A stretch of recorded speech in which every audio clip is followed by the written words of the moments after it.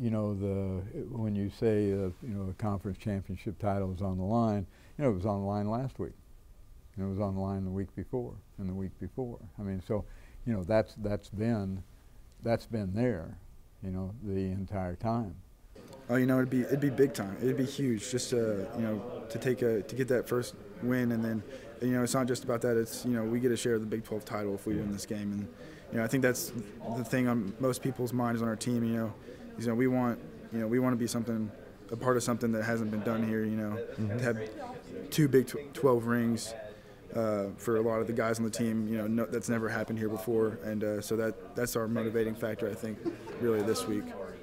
You know, the West Virginia game, you know, after having a kick blocked and missing a kick and then come back to hit a very significant kick in the ball game too. You know, it was beneficial in winning the ball game.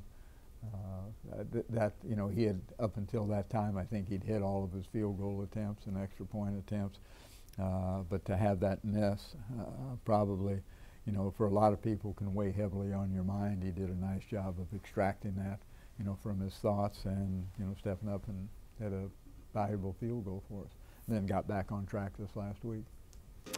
Pressure situation in other positions, and so obviously college is different, but when it came to the West Virginia field goal, and especially after missing the two before, you know, I try not to let the pressure get to me, and you know, try to, like I said, do the next kick and do the best I can. And so but to get that last field goal and to make it a two-possession game was big for us. So we just stay the course and try and get better, but I mean, we can't get too high or too low, because especially in a game like this, because it's going to be, their game's going to have swings, and it just kind of depends who stays even keel the longest.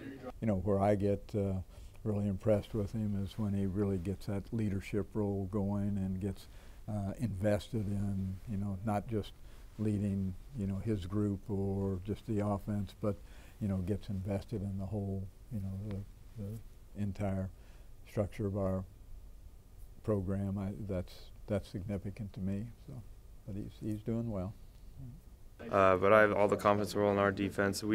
They've played so well this year. I expect nothing less, but they have a definite challenge going against that offense.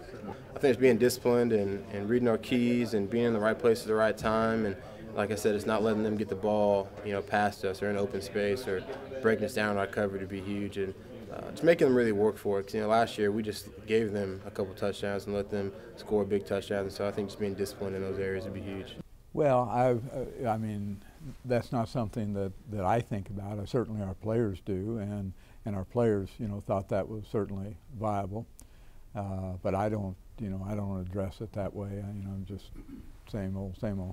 You know, one day at a time, one game at a time, and I don't make those kind of projections other than the fact that we're capable of anything. You know, I wouldn't certainly place any limitations on our football team today, and certainly didn't, you know, however many months ago it was when we got started.